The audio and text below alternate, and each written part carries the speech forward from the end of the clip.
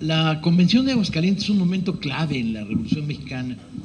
Sin embargo, es un momento que está en términos informativos muy deslavado. ¿Qué pasó ahí? ¿Cuál es su función? Yo voy a tener que estar aquí hablando. ¿Cuál es su función de la Convención? ¿Qué significaba en su momento? ¿Para qué sirvió? Los mexicanos hemos recibido a lo largo de nuestra educación básica una información muy pobre sobre la revolución y además muy mensa. Pareciera que estaban todos ahí tomaditos de la mano y luego terminaron todos en las patas del monumento de la revolución como cadáveres. Pareciera que las contradicciones inmensas que se vivió en el proceso revolucionario no eran tales. Resulta muy chistoso, incluso insultante, que el cadáver de Villa esté en el monumento de la revolución a unos metros del cadáver de Zapata. Por eso hay temblores en la Ciudad de México, por eso los temblores son su puta madre. Que estén Cárdenas y Calles en el mismo monumento es un insulto a la razón. Y es un poco el modelo priista de hacer historia. Vénganos a tu reino, todo melcocha lo juntamos, se lo contamos a los niños para que se apendejen y le quitamos todo sentido social al proceso revolucionario. Hay una voluntad por parte de la educación pública mexicana de esconder la revolución, de que el ciudadano actual no cree identidades con algunos de los procesos de la revolución, ¿no? En ese sentido, se descafeína Zapata, se vuelve bandolero pinche a Pancho Villa, se vuelve el abuelito de la patria a Carranza, ¿sí? Y todo el mundo es descendiente de Álvaro Obregón, famoso porque cuando perdió la mano en Celaya aventaron una moneda centenario de oro y salió la mano de los escombros para pescarla en el aire. En esta melcocha con la que se nos transmite la información sobre la revolución, todo está amontonado. Y al mexicano le cuesta trabajo pensar la revolución como un largo proceso, son 10 años de lucha armada. Desde el levantamiento maderista de 1910 hasta el final de la etapa armada de la revolución, con el golpe de Agua Prieta en mayo del 20, hay 10 años de lucha, hay 1 millón de muertos. Es la gran revolución del siglo XX junto con la revolución china y la rusa. Cuando uno las pone en paralelo, tú dices, caray, esto es cosa seria. El ejército del pueblo más importante, hasta el momento en que Trotsky toma en 17 el mando del ejército rojo en la revolución rusa, es la división del norte de Pancho Villa, 60,000 hombres armados, ¿sí? 400 trenes, no vagones de trenes, hospitales de campaña, marchas de caballería que cubrían 4 kilómetros de ancho. La polvareda hacía cagarse de miedo a los federales, ¿sí? Ametralladoras, la primera fuerza aérea popular, los halcones dorados, ¿sí? Villa andaba incluso comprando un submarino porque se lo vendían barato, un submarino que se habían robado la Marina zarista y que lo vendían en Nueva York. Y Villa, ahí está la correspondencia que es maravillosa, decía, bueno, ¿y cuántos barcos de Carranza pudo hundir con esta madre? Pues si lo pone en el Golfo en el lugar indicado, todos, dice, ¿sí? No le salió la operación porque prefirió gastárselo en balas, pero la revolución que se nos cuenta está desprovista de contenido, no hay identidades. Lo mismo vale un Praxedis Guerrero, que es uno de los grandes héroes del movimiento magonista y una de las figuras más limpias de la revolución en Chihuahua, pues te lo ponen a la misma altura y a la misma distancia que un robavacas que empezó de zapatista, luego fue huertista, luego ¿no? Y cuando llega la hora de conmemorarla en el centenario, aparece una pinche estatua ahí horrorosa. Y uno se pregunta, ¿y esta es la conmemoración de la revolución? ¿De dónde salió esta estatua? Articulada además, no sé si recuerden, así, movía la cabecita y las patitas, la estatua famosa que nos colocaron en el Zócalo. Y uno decía, ¿de dónde salió? ¿Quién es? ¿No? Y entonces la raza que es maligna decía, pues es el coloso, ¿no? Porque medía 20 metros. Y la raza que es más maligna decía, es el Colosio. Y uno decía, ¿qué chingados tendrá que ver Colosio con la celebración de la revolución? Pero era el Colosio. Y entonces ahí andaba el Colosio. Pero resulta que si uno lo veía bien, decía, ah, caray, pues se parece levemente a Benjamín Argumedo, ¿sí? Y la pregunta es, ¿para qué queremos a Benjamín Argumedo conmemorando la revolución? Benjamín Argumedo se hizo famoso porque combatió en 5 bandos. Fue colorado, huertista, ¿sí? Luego dijo que era zapatista, luego quiso ser villista y no lo dejaron. Es un personaje deleznable. Lo único bueno que tiene es que su novia era una famosa prostituta, la bandida, que tuvo el burdel más grande que hubo en la Ciudad de México. Los que tengan más de 80 años han de haber pasado por ahí, ¿sí? Que le escribió un corrido a toda madre, el corrido de Benjamín Argumedo. Pero chinga, si eres digno de ser la figura ejemplar de la revolución, nomás porque te escribieron un corrido, pues cualquiera cabe ahí, ¿no? Entonces, ¿cómo demonios llegó Benjamín Argumedo a estar ahí, moviendo la pinche cabecita de las patitas, ¿no? Y resulta que pregunta uno a los analfabetas que gobiernan este país, incluido su secretario de Educación en aquella época, calderonista, y el güey dice, no, bueno, le encargamos la estatua a un escultor de Durango. Y ¿cómo se la encargó? Le dijo, queremos la figura de un prócer, de una figura fuerte, que represente los ideales de la revolución. No, le dijo, oye güey, tú que eres de Durango, agárrate a uno por ahí de Durango y hazme una estatua. Y el de Durango pues dijo, pues me gusta, otro pinche analfabeta funcional, ¿no? Digno de ser amigo del secretario de Educación, quién sabe cuánto le habían pagado por la pinche estatua pendeja esta. Y entonces vio una foto y dijo, pues me gusta. Y era Benjamín Argumedo. Benjamín Argumedo, entre otras características, tenía la virtud de que entraba en combate con la boca cerrada. Se amarraba un paliacate alrededor de la cabeza con nuestro rolo de boca. Entonces uno se pregunta, ¿y cómo daba órdenes? Era general de caballería. Pues traía un corneta chaparrito al lado y le hacía gestos, 1, y entonces el corneta tocaba firmes, 2, atención, 3, a la carga, ¿no? Y entonces, no, me cae que es delirante, pero así es. Estos güeyes de veras son unos analfabetas absolutos. Son como Peña Nieto un día malo, chinga, ¿no? Que han leído la Biblia pero no toda. Y Argumedo, cuando por fin ahí en las crónicas periodísticas entra un poco en su historia, más allá del corrido, pues resulta que había soñado una vez que lo mataban y que le entraban moscas en la boca. Y entonces, para evitar que le entraran moscas en la boca, pues combatía con la boca cerrada, ¿no? Lo cual lo volvía el general más incomprensible del puro pinche planeta. Hasta los tartamudos, que ha habido varios generales tartamudos en la Revolución Mexicana, pues se comunicaban mejor con sus tropas, ¿no? Pero bueno, ahí lo tenemos, al Colosio, ¿no? Que no era Colosio, sino era el Coloso, que no era Coloso, sino era Benjamín Argumedo, y que no traía paliacate. Hasta eso, el escultor no le puso su paliacate alrededor de la cabeza. Así se nos ha contado la revolución. Se mezcla todo. Y uno se pregunta, bueno, ¿y por qué Huerta combatió a las órdenes de Madero? Y uno dice, pues porque cuando el bobo de Madero firma los pactos de Ciudad Juárez, deja intacto al ejército porfiriano, que es el error que le va a costar la vida. Ese ejército lo va a asesinar 2 años después, ¿sí? Y entre el ejército que queda vivo, queda el siniestro Victoriano Huerta, cuya trayectoria había sido asesino de indígenas. Había estado en la guerra del Yaqui, había estado en la guerra de exterminio en Yucatán contra los mayas y había estado en la campaña primera contra Zapata. Y ese hombre combate a las órdenes de Madero, claro, a los rebeldes orosquistas, porque nadie puede poner en orden esta historia. Cuando uno pone en orden, encuentra, primero, el magonismo con toda una etapa insurreccional entre 6 y 8, espectacular, que no cuaja, ¿sí? Los levantamientos en Veracruz, en Chihuahua, y la presencia dentro de las filas del magonismo de un montón de estudiantes rebeldes.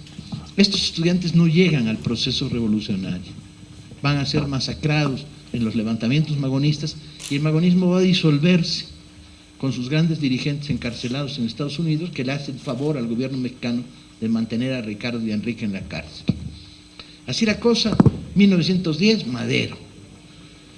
Madero sin programa social, con un programa que se limita a sufragio efectivo, no reelección, democracia real.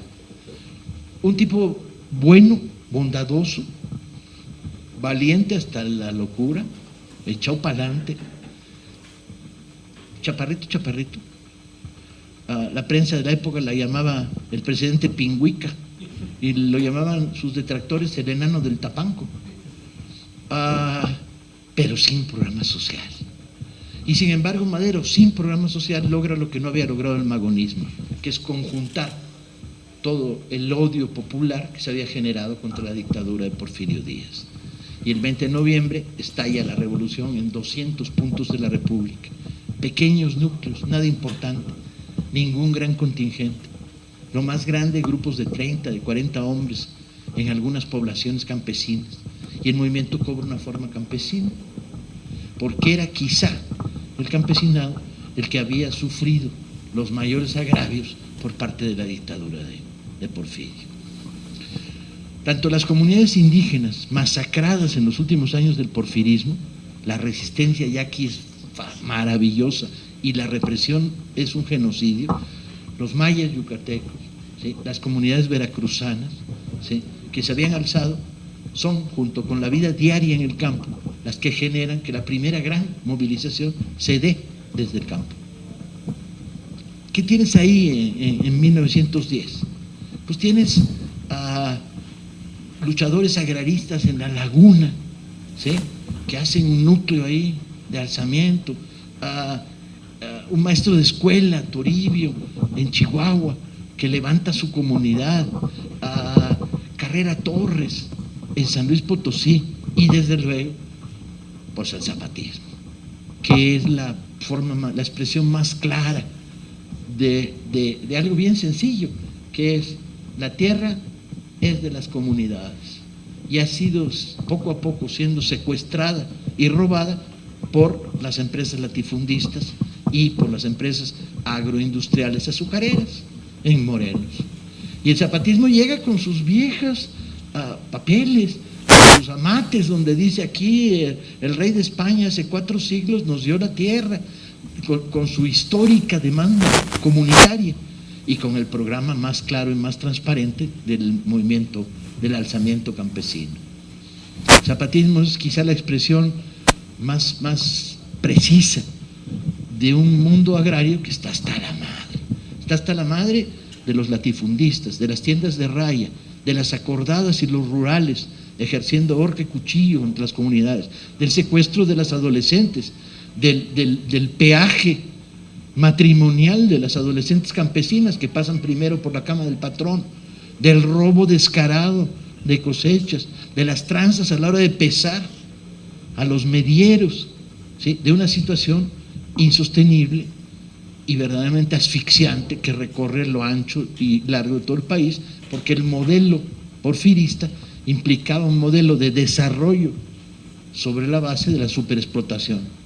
Y por eso da mucha risa cuando de repente estos neoporfiristas que acaban de salir todos de universidades gringas, patito, ¿no?, y que traen sus pinches títulos en inglés, que de repente son funcionarios hoy de gobernación, de la SEP, etcétera, y en su pinche vida han andado en el metro, ¿no?, y andan recorriendo la ciudad en carros con los vidrios tintados para que no los veamos y para que no nos vean.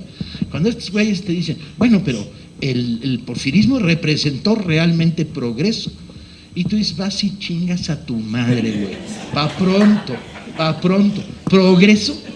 El centenario de la independencia en la Ciudad de México se celebró de la siguiente progresista manera: se encendieron 100,000 focos en toda esta zona, esta incluida. Puta, la iluminación, la luz, qué maravilla, 100,000 foquitos, ¿no? Sí, y se sacaron 4,000 pobres a chingadazos del centro de la Ciudad de México porque se veían feos. ¿Eso es progreso? El concepto de progreso es a la madre el costo social, que se haga el dinero. Y el porfirismo es verdaderamente una cueva de bandidos. No hay gobernador porfirista que no se haya hecho millonario. Y hay algunos gobernadores porfiristas que merecían ser priistas y panistas, chinga. Por ejemplo, uno que prohíbe que se beban las aguas de fuentes públicas porque controla el comercio del pulque. y lo que quiere es que se consuma más pulque y prohíbe que se beba en las fuentes públicas, ¿sí? Por ejemplo, a los gobernadores de Sonora, ¿sí? Todos ellos, Corral, Izabal, Torres, uno tras otro, que están todos metidos en negocios sucios, robándole sus tierras a los yaquis y a los mayos, ¿sí? Por ejemplo, los gobernadores de Chihuahua, que se apropian de toda la tierra comunitaria forestal en tan solo 10 años. Y así la lista sigue y sigue. De hecho, el porfirismo hace cosas impensables, como restablecer la esclavitud en México, abolida por Hidalgo 100 años antes. Y hay esclavitud en Campeche, en Yucatán, ¿sí? En lo que hoy es Quintana Roo. Vuelve la esclavitud. No la esclavitud informal, la de por deudas, no. Grilletes y dormir en la noche encadenado, comer basofia de pescado, ¿sí? Ese es el progreso. Sí, bueno, construyó carreteras. Chingue tu madre, tú y las carreteras. Por favor, esta medida del progreso, al margen de la sociedad que lo produce, es verdaderamente un insulto a la humanidad y a la razón, ¿sí? Y eso es lo que está detrás del alzamiento maderista. El alzamiento maderista va a provocar una situación muy particular, va a ser muy masivo, muy chiquito y no encuentra punto focal para concentrarse. Madero, huido a Estados Unidos, está pensando en un desembarco en Veracruz, luego dice entro por Chihuahua, entra por Chihuahua y le sale mal. En la primera batalla lo hieren en la mano, se desperdiga, hasta que encuentra en la propia Chihuahua a un núcleo de revolucionarios muy sólido, que es todo el grupo que había estado cocinando y organizando a Abraham González. Por cierto, si hay aquí miembros de la comunidad gay, pónganse contentos, Abraham González era gay, de closet, y es uno de nuestros grandes héroes, porque tenía unos huevos que daba verdaderamente prodigio. Bueno, también lo era Carrera Torres y el general Villarreal. Entonces, si quieren luego los miembros de la comunidad gay les paso una lista de los héroes revolucionarios chingones que hemos tenido, chingones. Abraham era un personajazo, es el primer tipo que plantea el problema del voto femenino en 1908, ¿sí? Cuando ni pensarlo en la sociedad mexicana. Es el cuate que crea la red maderista más sólida, apoyándose en dos figuras muy raras, un comerciante muy prestigiado en la zona, Pascual Orozco, y un bandolero, Pancho Villa, al que convence de que su vida de bandolero es producto de la sociedad en la que ha vivido. Y Villa se ilumina y de repente dice, en la madre, llevo 30 años o 20 y tantos años brincando bardas, robándome gallinas, robando vacas, huyendo de la policía sin descanso, y eso es el sistema. Y Abraham le dice, no seas pendejo, eso es el sistema, tu enemigo no es el rural, no, tu enemigo es el gobernador del estado, Chihuahua, tantas vacas como Suiza, agárrense, ¿sí? Y eso sí, las comunidades no tienen derecho de paso a las fuentes de agua, porque están alambres de púa cerrándola. Y Villa se ilumina y se vuelve una de las piezas claves de la revolución en el norte. La revolución, en la primera etapa, va a tener un montón de pequeños alzamientos, que es lo que destronca al gobierno porfirista, cierres de carreteras, de vías férreas. El alzamiento cobra fuerza en Morelos a partir del reconocimiento del liderazgo de Zapata y en total aislamiento del norte. Y en el norte va a cobrar fuerza en Chihuahua con esta coalición que le monta Abraham González a Madero. La primera vez que Villa ve a Madero, puta, está cabrón, lo ve de lejos y lo ve que le están ayudando a Madero a montar a caballo, y Villa se dice para sí mismo, ese es mi pinche jefe, un güey que lo ayudan a montar a caballo, lo cual es una injusticia porque Madero era muy buen jinete, lo que pasa es que traía una herida en la mano y por eso lo estaban ayudando. Pero Villa ya lo ve de lejos, lo mide y dice, no, es un pinche Catrín con Zarapito lo llama. La segunda es que Madero lo invita a cenar, pero Madero es vegetariano, camaradas, lo cual para Villa es una pinche mentada de madre, ¿sí? Villa y yo somos comedores de carne, chinga, ¿sí? Y nos gusta asada hasta que parezca suela de zapato a la brasa.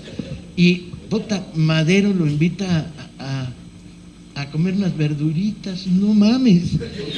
Villa entonces va creando una relación de pánico, chinga. Mi jefe es este güey que no sabe montar a caballo, mentira, porque era gran jinete, y que come verduritas, pero para acabarla de chingar, Madero le tira un rollo espiritista. El Madero era espiritista.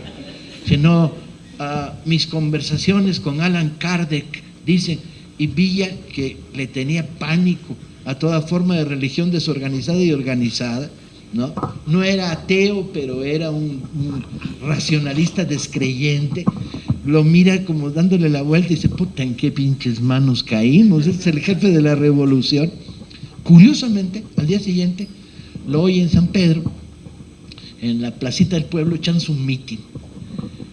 Y Villa tenía una virtud que había creado a lo largo de sus años de bandolero, que es, había creado una especie de sexto sentido, un sexto sentido en el cual veía lo que era legítimo y lo que no lo era. Y lo mide y lo oye hablar, y de repente dice, no, este chaparrito está dispuesto a morir por lo que cree, y es legal. Y a partir de ahí, amor absoluto, hasta la muerte de Madero. Villa será un incondicional de Madero.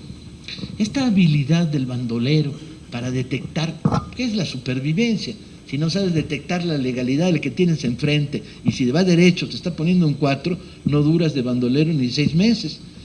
Le va a permitir tener una relación profundamente afectiva con Madero y pinchísima con Venustiano Carranza. Cuando Villa ve a Carranza, aparte que era otro Catrín, pero sin zarapito, ¿no? Carranza es un conservador que queda en el liderazgo de la revolución por casualidad, y ahora les explicaré cómo, pues lo mide y no le gusta. Las fotos de Villa y de Madero son maravillosas, las pocas veces que se fotografiaron juntos. Uno mira para un lado y el otro mira para el otro. No se ven, ¿sí? No buscan el contacto visual, se tienen con una pinche desconfianza absoluta. Pues cómo no, Carranza, el bandolero este, ¿cómo le va a dar confianza a él, que es un hombre de cubiertos de plata en las noches, ¿no? En las cenas? Carranza va a llegar al dominio de la revolución de una manera muy accidental. Madero va a ser destruido por los propios generales a los que amnistió en los pactos de Juárez, en la famosa historia de la Ciudadela.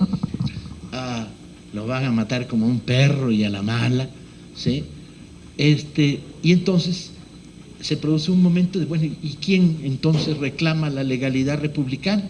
Hay 3 gobernadores que pueden hacerlo: Abraham González en Chihuahua, a Madero y el gobernador de Sonora. Pero el gobernador de Sonora se culea a los 10 primeros minutos, deja la plaza y se exilia a Estados Unidos. Y Abraham González cae en una trampa que le tiende Huerta y lo asesina, ¿sí? A la mala. Y entonces Carranza se queda como el único representante de la legalidad republicana. El resto de los gobernadores del país maderistas se cuadran con Victoriano Huerta. Victoriano, famoso por pedo, ya que hay que ser jodido para que la fama de un presidente de México sea por borracho, cuando hay varios que le roncan, porque ahí van por el récord. Contaba a su secretario que se bebía después de comer 3 botellas de coñac Genesis y no se emborrachaba. No, puta, con 3 botellas de coñac Genesis vivía borracho, chinga, no es que se emborrachara, ¿sí? Y marihuana, la cucaracha que se cantó durante la revolución, está dedicada a Victoriano Carranza, a Victoriano Huerta, no sé si lo sabían, porque cuando se retrataba en frac, tenía el cuello muy corto, la pinche corbata le llegaba por aquí, y entonces parecía una cucaracha, entonces que no tiene para quemar, ¿no? Porque le falta marihuana para quemar. Entonces Carranza queda como jefe accidental del proceso revolucionario.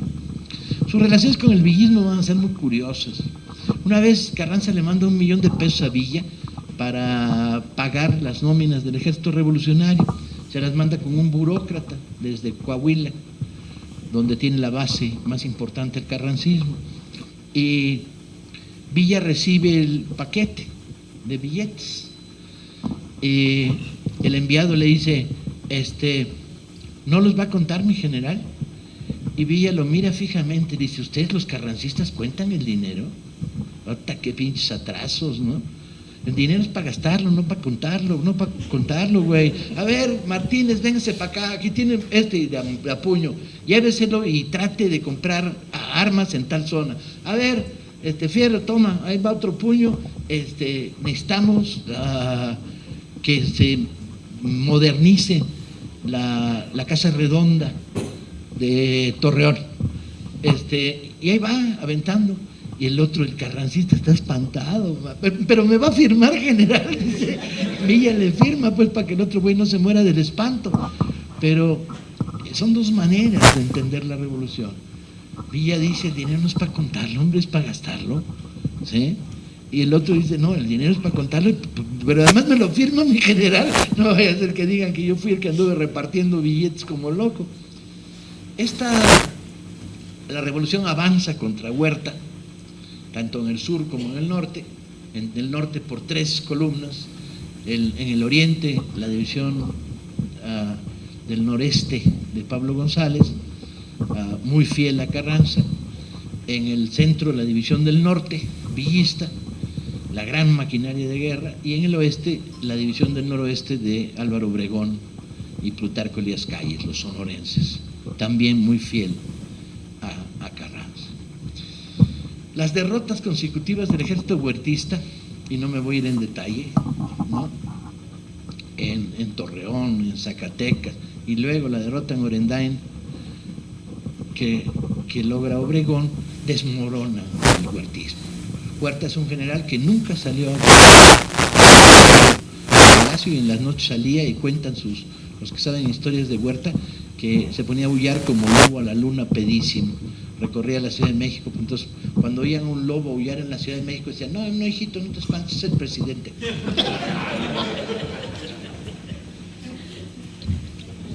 Y se va de México. Y entonces queda el problema de qué tipo de gobierno se va a construir, y ahí es donde se produce la Convención de Aguascalientes. O sea, de la segunda etapa armada de la revolución, la primera la etapa maderista, la segunda la etapa antihuertista, ¿qué gobierno va a salir? Hay dos tendencias. La primera representada por el supuesto presidente de facto, Venustiano Carranza, que dice, pues hagamos una convención que dé forma al gobierno, en la que estén representados los gobernadores, los jefes de armas y una serie de figuras de la oposición, periodistas, bla, bla. Y el norte le responde ni más. La convención solo va a estar representado los generales con mando de tropa. De tal manera que la convención exprese el movimiento armado que se dio en la revolución. Y la medida resulta muy justa porque no hay un movimiento estudiantil, no hubo movimiento sindical, hay pueblo en armas. Eso hizo la revolución. Y entonces la convención reúne en Aguascalientes a los generales con mando de tropa contra la voluntad de Carranza, que por cierto decide no asistir a la convención porque no se encuentra a gusto entre tanto pelado armado. Y hace bien, porque uno de los días de la convención, algún pinche loco se le ocurre pasar una película en el teatro en Aguascalientes, y cuando sale Carranza en pantalla, la raza tira de 45 y empieza a disparar de la pinche pantalla, con lo cual los que estaban atrás de la pantalla tienen que tirarse al suelo y salir gateando, ¿sí? Y la pantalla queda toda perforada. O sea que Carranza hizo bien en no andar visitando la convención. El gran problema de la convención es cómo concitar las fuerzas del norte con el sur zapatista, porque los zapatistas están claros, dicen, nosotros vamos a la convención, no, nosotros tenemos el plan de Ayala, y el plan de Ayala es lo que queremos, no necesitamos ninguna convención, ahí está ya el plan de Ayala, y el plan de Ayala es: la tierra es para el que la trabaja, vámonos, expropiación absoluta de todas las haciendas, ¿sí? Y entonces hay que mandar una comisión que integrarán algunas figuras destacadas de la revolución en el norte, entre ellos Felipe Ángeles, para hablar con Zapata y decirle, vénganse a la convención. Y aceptan. De tal manera que la convención, reunida en Aguascalientes, va a ser el triunfo del ejército campesino en armas de todo el país. y una conjunción de zapatistas y villistas, con una presencia importante de la división del noreste y de la división del noroeste. El resultado es la creación de un gobierno provisional, que a Carranza no le gusta nada, ¿sí? Y el avance hacia la Ciudad de México, sin que todavía se produzca la ruptura. Aunque muy pronto Carranza va a romper con la convención y desconocer los acuerdos de esta mayoría. Y poco después Obregón se sumará a la ruptura y se sumará a Carranza en Veracruz, donde crea su segundo gobierno provisional. La entrada del ejército convencionista a la Ciudad de México es nuestro momento de gloria y de júbilo, el suyo y el mío, compañeros. Cuando quieren recordar cómo la vida puede ser a toda madre, vean las imágenes de 30,000 hombres a caballo entrando por la Ciudad de México. 30,000 campesinos. Si ve uno la descubierta, la famosa foto de la descubierta, anda por aquí.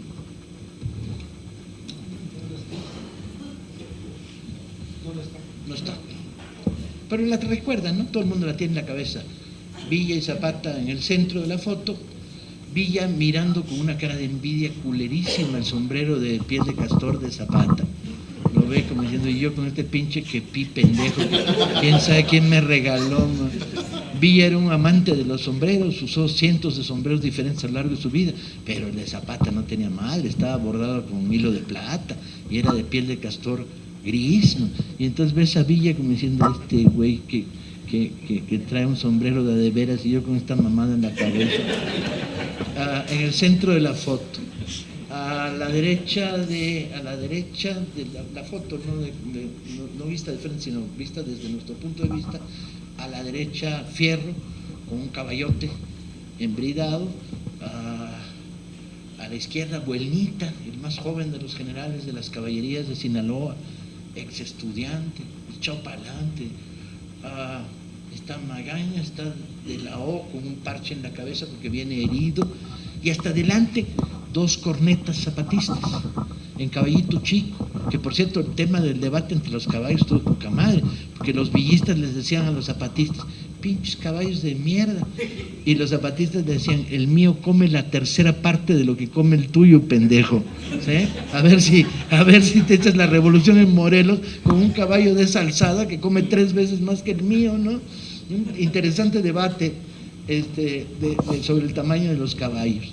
Y lamentablemente en esa foto no aparece Ángeles, que viene en la retaguardia de la marcha con la artillería. Y es el triunfo. ¿Quiénes están ahí? Están 2 exbandoleros, Villa y Urbina, un fotógrafo de pueblo, ¿sí? Un maestro de escuela, 4 dirigentes campesinos comunitarios. O sea, es el triunfo de la Revolución Popular. Alguna vez discutiendo con un historiador europeo, yo le decía, mira, ahí tienes la foto del Comité Central del Partido Comunista Bolchevique de la Unión Soviética. Pura pinche clase media, güey. Mira esta foto, aquí, puro pinche zarrapastroso plebe, esta es la buena, Entonces me decía, bueno, esos pinche argumentos, Paco, pero a la hora de debatir uno usa argumentos chingones pero tramposos, ¿no? Entonces yo le decía, ve, aún están los caballos de los bolcheviques, pinches bolcheviques no montaron a caballo. Y entonces me sacó una foto de Trotsky a caballo y me partió el hocico. Pero bueno, eso es un mal momento que tuve porque me distraje en el debate. Hay que tener cuidado, no distraerse en los debates, ¿no? Es el gran momento de gloria. Esa entrada por Plateros, que ahora es Madero, aquí al lado, es el gran momento de gloria, ¿sí? Es el triunfo de la revolución y el programa de la convención.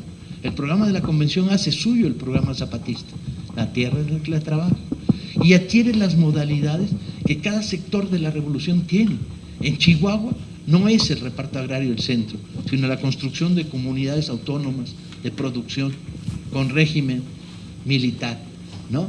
En Coahuila o en La Laguna el reparto agrario desatado, ¿no? El control de las minas y de la riqueza del subsuelo. Es el gran momento de la Revolución Mexicana. De tal manera, y para terminar, porque yo después de 45 minutos si no fumo me vuelvo muy pendejo, ¿alguien va a rajar si enciende un cigarro? Sí, ¿verdad? Son re chismosos. ¿Qué dice? Roberto. No, Roberto ya está educado, trabajamos muchos años.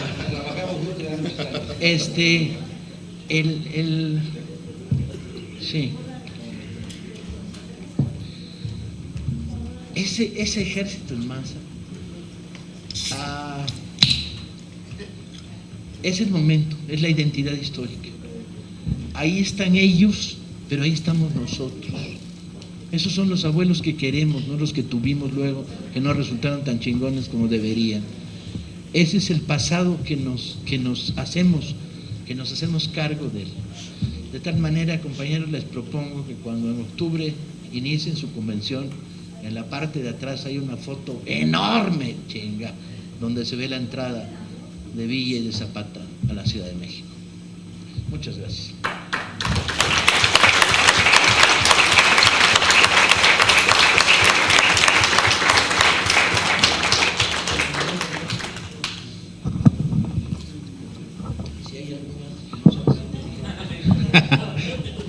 ¿Hay alguien que quiera preguntar algo, comentar algo, nada más que sea muy corto y así, ¿no? Y vamos a agarrarlas en fila, es decir, todas las preguntas y luego contesta él. Adelante, compañero. A mí me gustaría saber su punto de vista de usted, cómo llega Madero a, si es casualidad, de qué forma, pero Madero llega a ese puesto tan importante. Va rápido. Madero llega al poder después de dos procesos. El primero es la victoria en Ciudad Juárez. Al triunfar el ejército revolucionario en Juárez, la dictadura se desmorona, Porfirio se va, se hace una transición y luego hay unas primeras elecciones que gana Madero. Adelante. ¿Quién es Huerta en esta época? ¿Victoriano? Victoriano en esta época es uno de los generales derrotados del porfirismo. En este momento de las En el reformas estructurales en México. ¿Quién es Huerta? Sería como una mezcla entre Videgaray y Trump si tuvieran huevos.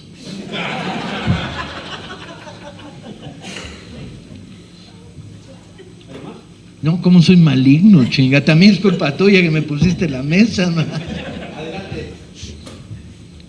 Sí. ¿Por qué no se plantearon el poder Villa y Huerta? Sí se lo plantearon. ¿O qué pasó ahí?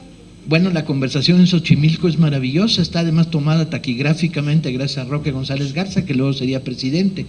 En la conversación en Xochimilco dicen cosas gloriosas.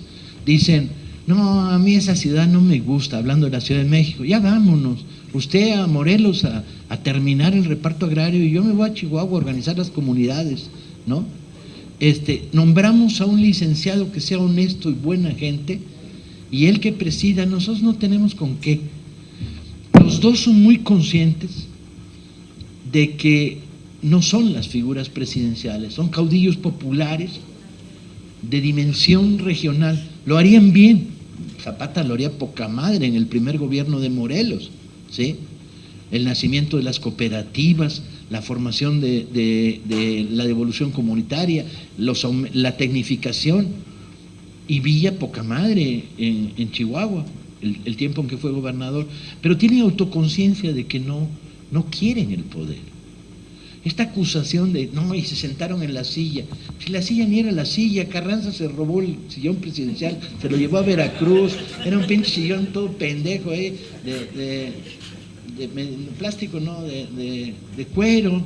Esa era una pinche silla que estaba en el camino de paso, en el castillo, en el Palacio Nacional, de la época de Lerdo de Tejada. Entonces un fotógrafo dijo, foto, y ahí toda la raza se sentó a la foto. Pero si ven la foto de la silla, está repleta de los que iban pasando, una señora con el mandado, un cuate negro que nadie sabe dónde salió, un chaparrito bizcocho, que está ahí en la foto muy feliz, ¿no? Un hijo de Zapata. Eran los que iban pasando a la famosa comida que se daría en Palacio, que González daría en Palacio poco después. No tenían vocación de poder. La acusación de que Villa y Zapata tenían obsesión de poder es falsa, a todas luces, pues. Pero no encontraron al licenciado que querían. Y pues lo seguimos buscando. Por ahí. A lo largo de la historia de México había momentos, el propio de la Huerta en 1920, fue uno de los mejores presidentes que tuvimos en México, Adolfo de la Huerta, honesto, decente, demócrata. Y la presencia afortunadísima que tuvo México de Lázaro Cárdenas, pues fue una bendición para un pinche país que iniciaba un proceso de descomposición que terminó en el alemanismo. El alemanismo es el padre de todos estos, todos son hijos de Miguel Alemán. ¿Quién sabe cómo tuvo tantos pinches hijos en el PRI y en el PAN? Repartiditos, y uno que otro perredista. Hijo de Miguel Alemán. Bueno, por último, yo sé que no eres mago, pero nos podrías hacer resumidamente una perspectiva para México rápidamente. ¿Qué pasa?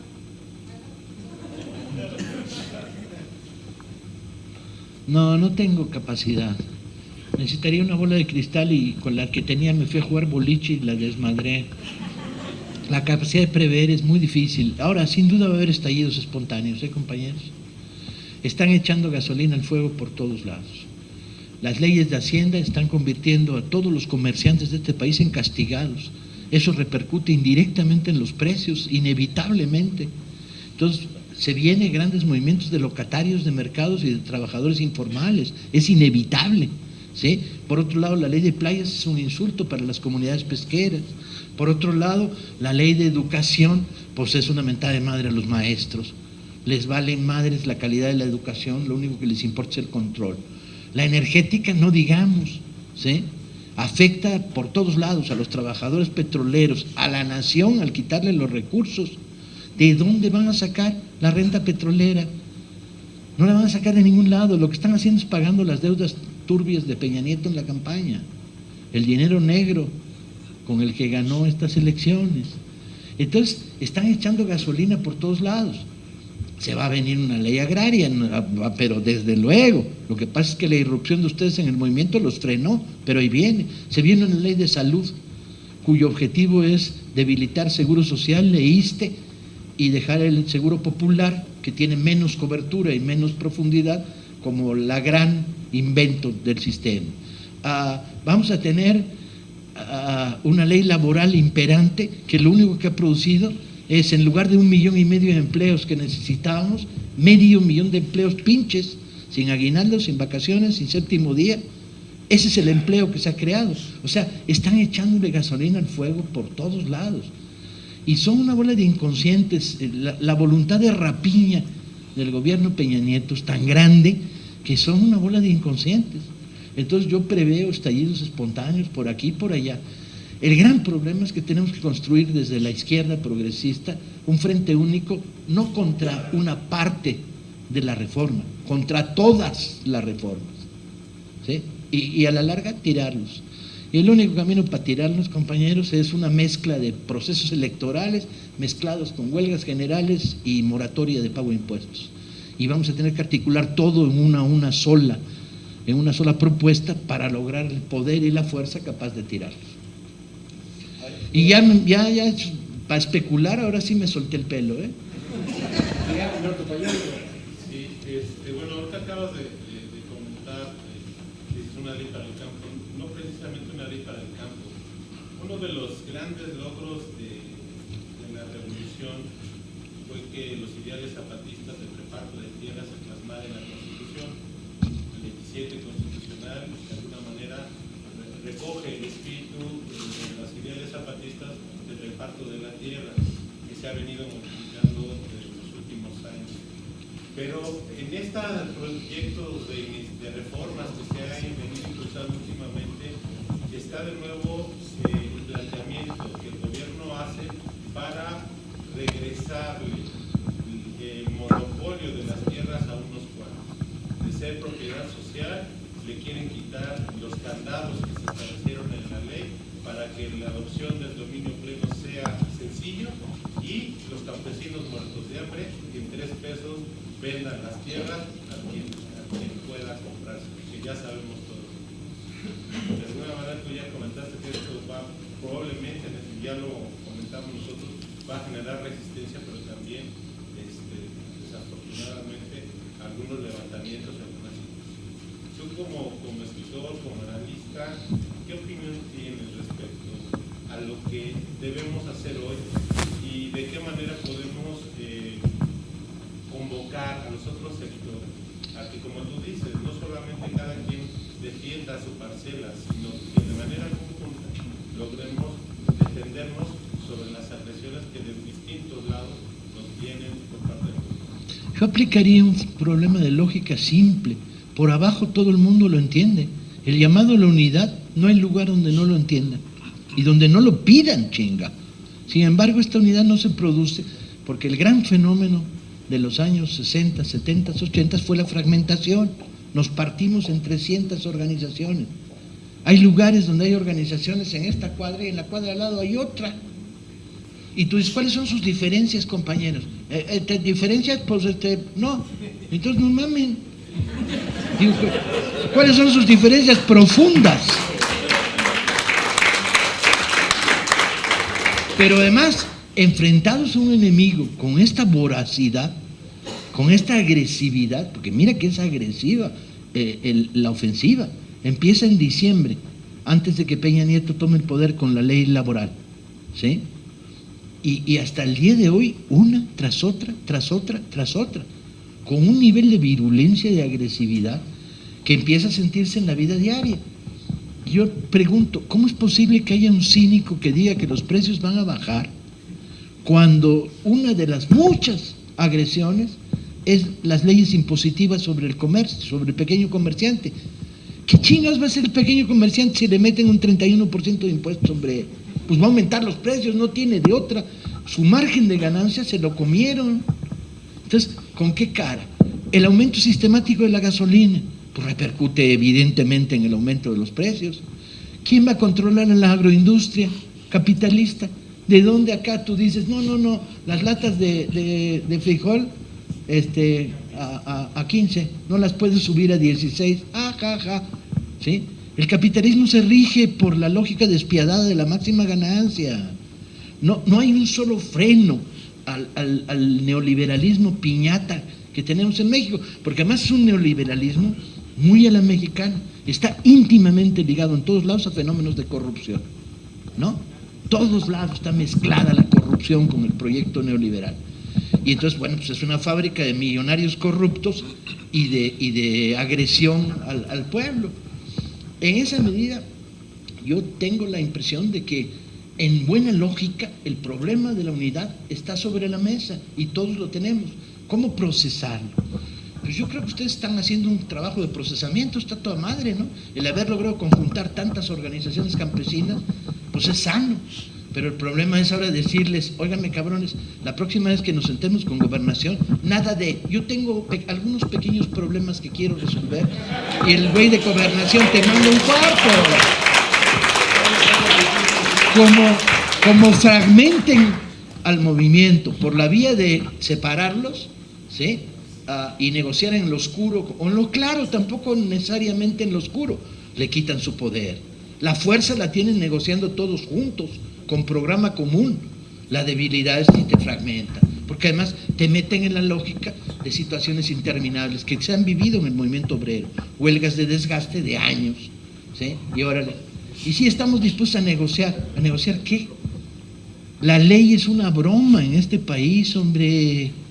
¿Quién recuerda haber ganado un juicio en los últimos 20 años? Sería que estaba pedo el magistrado, se había ido de puta si no había regresado. No hay legalidad imperante, hay poder popular. Y en esa medida, entonces, procesar los caminos de la unidad, pues es fundamental. La unidad del movimiento campesino, vale. La unidad del movimiento indígena, vale. Luego, la unidad con los sindicalistas y con los partidos de izquierda, no hay de otra. Las filosofías antipartidos a mí me dan mucha pinche risa. No, estamos en contra de la intervención de los partidos. Pues esa es mentalidad de partido, compañeros. El que trae esa mentalidad trae mentalidad de partido. Yo soy la posición política y excluyo. No, aquí, desde un socialdemócrata light, ¿sí?, hasta un anarquista, todos estamos en el mismo campo. Hay que procesar, y la unidad no se procesa sobre la base del acuerdo absoluto, no es necesario. Se procesa sobre la base del acuerdo de lo que estamos de acuerdo. No se trata de imponer unidad, se trata de construir unidad. Y yo creo que hay un punto que yo no sé si en esta asamblea hay uno solo que se atreva a contradecirme sobre ese punto, que es: estamos en contra de todas las reformas. ¿Alguien está en contra de esta formulación? Es la formulación del movimiento la que construye unidad.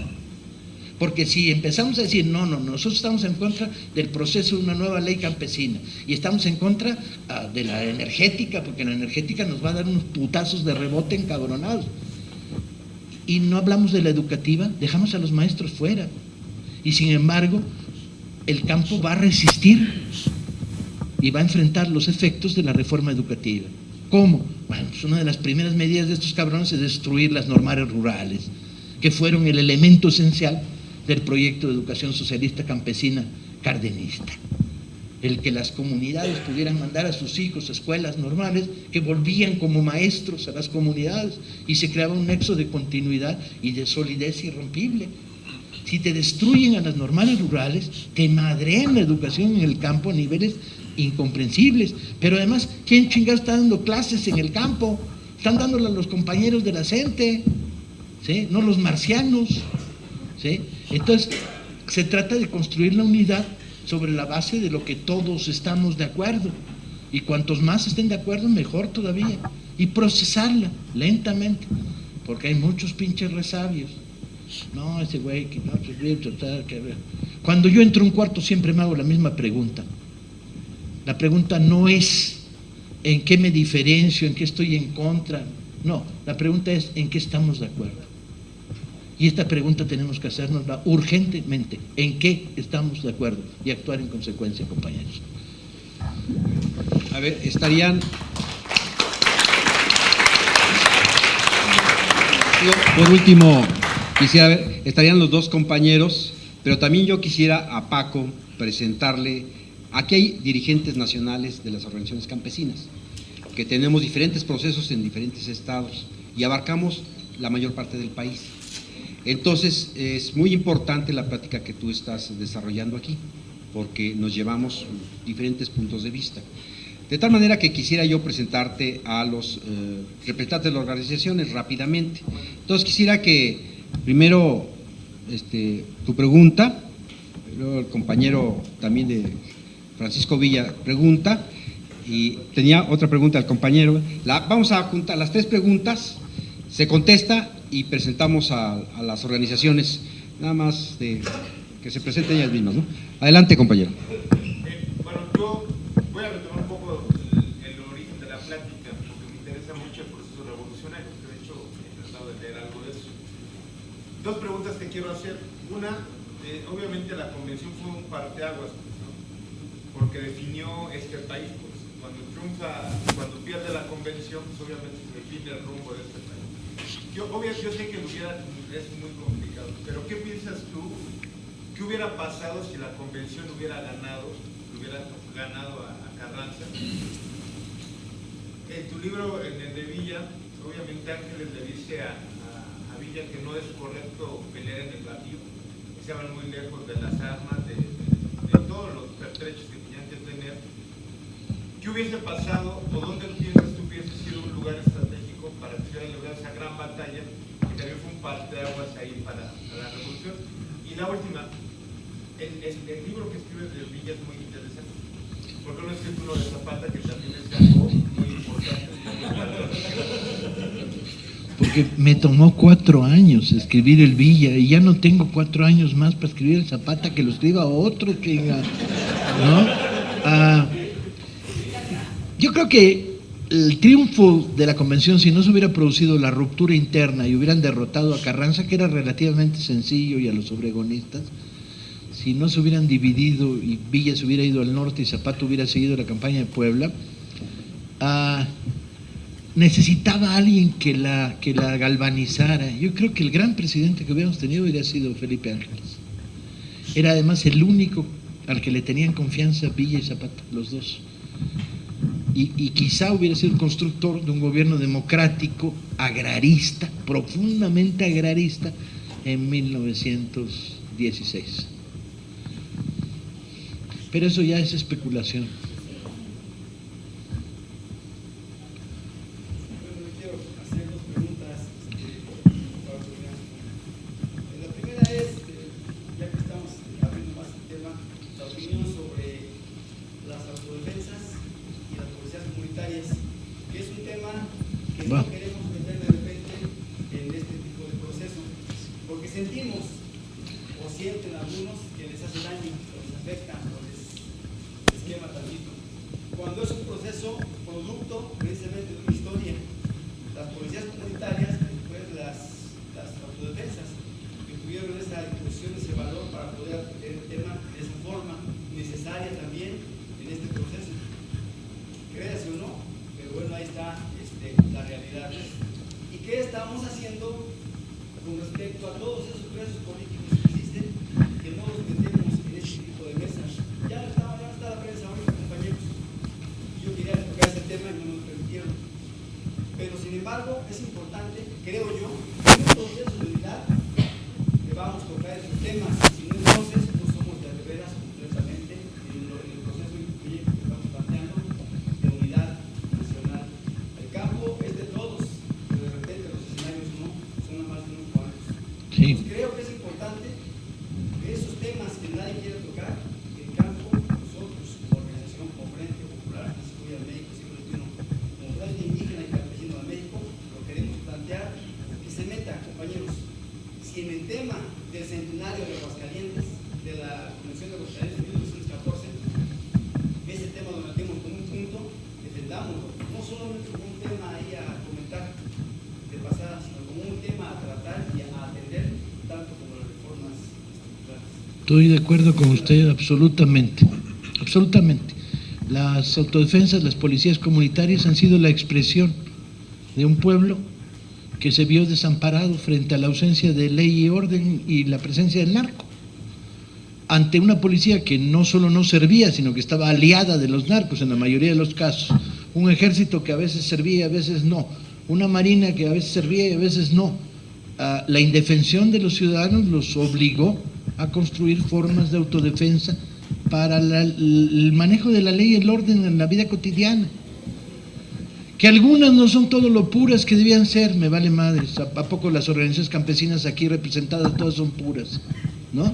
Aquí debe haber de todo, ¿sí? Y es normal, el movimiento procesa y genera formas muy diferentes. En principio, la necesidad de apoyar y proteger a las autodefensas y a las policías comunitarias es obligado, y de incluir en la lista de los presos políticos campesinos a las autodefensas y a las policías comunitarias reprimidas. Y es un puente hacia la unidad, hacia otro sector del movimiento social que hoy también está en contra de las reformas, ¿sí? Está en contra de la reforma invisible. La reforma invisible es una que nadie habla de ella, que es: los narcos son amigos, pero no mucho, son enemigos, pero no mucho, y pactamos por ello. Y de vez en cuando hasta nos financian. Que es la ley no escrita del peñanietismo, pues, ¿no? Entonces yo sí coincido con usted, hay que incluir e incorporar la solidaridad con las autodefensas e incorporar sus presos como nuestros presos. La demanda de los presos campesinos, compañeros, si no incluyen a los maestros de primaria que dan clases en comunidades campesinas, son chingaderas. ¿Por qué ellos no? ¿Porque son maestros? ¿No? Porque la demanda tiene que generalizarse. A partir de que cada sector levante las demandas, la demanda final es libertad a todos los presos políticos, incluidos los presos del mancerismo, por abuso de autoridad en la Ciudad de México. Cada 99 detenidos, de cada 100 detenidos, 99 son inocentes. Todo lo que hicieron fue protestar por los abusos de la policía. Entonces, yo creo que es obligado, estoy de acuerdo con usted. Y ya vamos a fumar. Espérame. A ver, entonces, por último el compañero y ya cerramos las preguntas. Adelante. Primero, Max, por la invitación, porque si no nos esperamos aquí. La segunda es por el tiempo que te has permitido y quitando un poquito a mucho lo pendejo que tenemos del sistema. Al final de cuentas, el sistema y la iglesia en conjunto han querido decirte lo que te han tocado para no perder poder, ¿no? La otra, hemos estado por todo el país viendo la situación, lo que tú decías. Si ahorita nosotros no hacemos unidad, nos va a llevar la chingada, no hay otra cosa. ¿Por qué? Porque no podemos nada más luchar por un sentido del campesino o del obrero o del pescador y demás. A todos nos están nutriendo la madre de la situación media para abajo. Todos tenemos un problema en común. Es un problema social, porque al final de cuentas mucha gente que dice, no, es que el pobre campesino, no, nos lleva a llevar la chingada a todos porque lo que se produce se refleja aquí. Y al final de cuentas, si hubiera una crisis alimentaria, el campesino es el que estaría mejor ahorita porque no necesita madres de esta ciudad. Entonces, si tenemos un problema social, necesitamos la unidad. A mí a veces yo admiro mucho, por ejemplo, gente como tu persona que con 2 o 3 palabras nos dicen un chingo, donde a veces hablamos mucho y decimos poco. ¿Cómo poder expresar? A todos nos está llevando la chingada, pero a veces nos es difícil comunicarnos porque somos protagonistas, porque como líderes queremos ser muy chingones, aparecer en todos los medios y valemos nada, ¿no? ¿Cómo poder expresar en tan pocas palabras algo que le llegue a todos y cada uno de los sectores? Todos sabemos que existe el hambre, pero no más que aquel que le hemos pasado en su momento, que sabemos que nos hace el pinche estómago, que nos está dando la chingada. ¿Cómo poder expresar, cómo expresarías tú un mensaje para todos los sectores en tan pocas palabras? Porque a veces, te repito, nosotros costeamos nuestros viajes, nuestros pasajes, el estar, estamos a veces, a mí me toca estar en Chihuahua, Chiapas, Campeche, Zacatecas, y me dicen, bueno, ¿a qué hora te rompe la madre? Pues ni hablar, yo sé que estamos en esto, y la gente que estamos al frente, porque no estamos conscientes que en un momento nos rompe la madre, nos mata, nos desaparece, no está realmente en este sentido. ¿Cómo poder llevar estos mensajes a todas esas poblaciones? Hablar con los jóvenes que son el futuro de las poblaciones en las cuales estamos. ¿Cómo difundirles esto? Quitarles esta pinche venda que el gobierno y la iglesia nos ha metido, ¿no? Porque es una cultura que tenemos rezagada, con la que tenemos que al final de cuentas luchar. Porque al final de cuentas los que estamos aquí es porque hemos repasado y hemos visualizado más allá de lo que nos han querido decir. ¿Cómo pudieras ayudarnos a llevar ese mensaje tan claro, tan preciso, tan objetivo?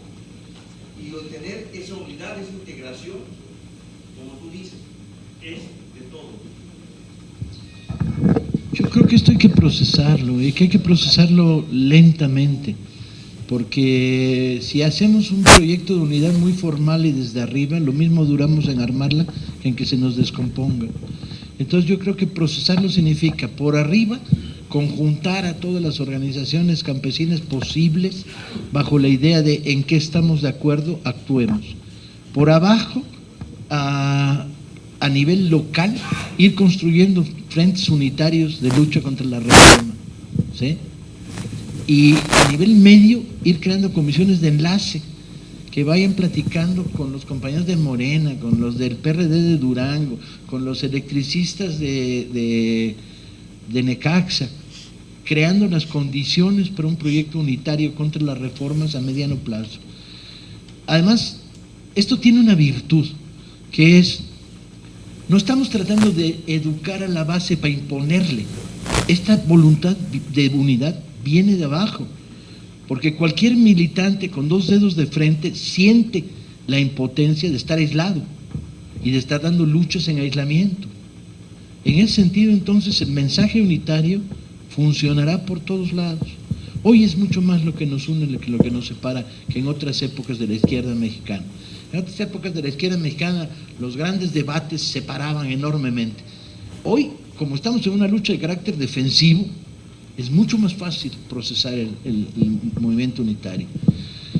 ¿Cómo decirlo con claridad? Puta, yo llevo 20 años tratando de ser claro y lo logro en las noches y a veces no siempre. Mi padre decía, todo lo que no puedas decir en 3 minutos vale para pura madre. Es una fórmula chingona, pero yo hago el intento y no me sale, me voy a los 4:30, a los 5. La síntesis es una virtud muy rara, porque en general sintetizas de manera demagógica. Patria o muerte, acá toda madre, ¿no? No, pues qué hubo. La síntesis tiene que ser precisa. Yo creo que hay que hacer también un trabajo educativo, compañeros. Supongo que muchos de ustedes están haciendo trabajo de formación en sus comunidades y por abajo. Ponemos a disposición de todos ustedes el trabajo que está haciendo la Brigada Paralela y Libertad. Estamos editando miles de libros para regalar. Propónganos temas y los sacamos y vemos de un chingado, los financiamos. Pero hay que reforzar el trabajo de educación política. Uno de los libros que les vamos a regalar es bien importante. Es el trabajo que hizo Pedro Salmerón, historiador destacado de la izquierda, que se llama 100 preguntas sobre la Revolución Mexicana y 100 respuestas. Es quizá el trabajo más claro que se ha escrito, explicando lo que yo decía al principio, la Revolución Mexicana bien contada, no mal contada. Entonces, bueno, producir un libro de esos nos cuesta 20 pesos.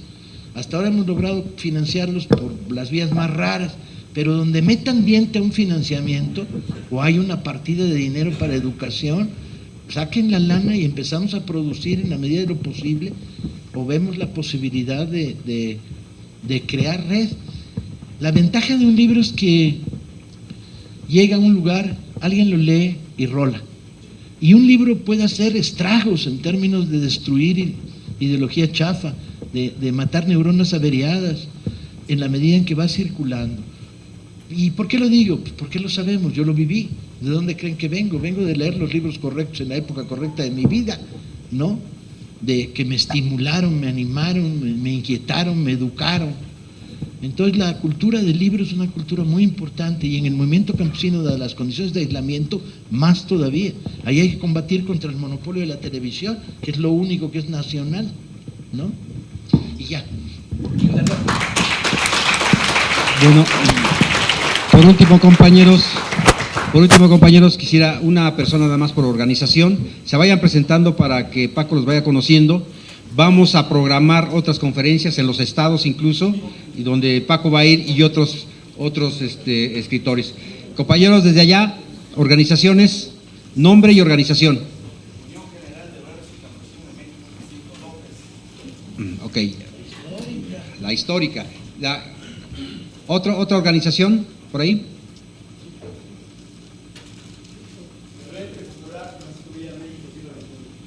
Coordinadora Nacional Plan de Ayala, Movimiento Nacional.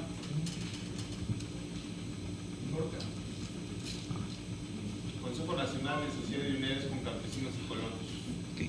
Allá. Coalición Nacional Campesina y Urbana. ¿Eh? Unión General Obrera Campesina y Popular. Ok. La otra. ¿Están aquí las organizaciones históricas? A ver, sí. Sindicato de Trabajadores de Ica Rural. Secretario General. Allá. ¿Tú? ¿Qué es? La Alianza Campesina del Noroeste Alcano, Sonora. Compañera. Isabel. Asociación Mexicana de Bienes de Crédito del Sector Social. Ok. Unión de Productores Agrícolas y Chiquetzal. Ok. ¿Quién más? Consejo Nacional La Tortilla, Alianza Campesina y Coalición Nacional de Federaciones de la Cadena Maíz Tortilla. Unidad de la Fuerza Indígena y Campesina. UFIC. ¿Quién más? Bueno, UNORCA ya. ¿Alguna otra? ¿No? Bueno, a ver. Central Campesina Cardenista. Coordinadora Nacional de Movimientos Populares. La CCI que estaba ahorita, aquí estaba la Central Campesina. Central Campesina Independiente. Consubnacional, que es Consejo Nacional de Sociedades y Unidades con Campesinos y Colonos. Y ahorita, aparte de la Coordinación Nacional del CAP, del Congreso Agrario Permanente. El Barzón. Bueno, pues estas son las organizaciones. Suman años de lucha de a madres.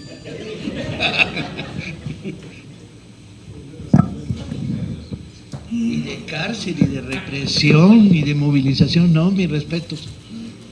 Espero que estemos todos a la altura del país que se nos viene encima.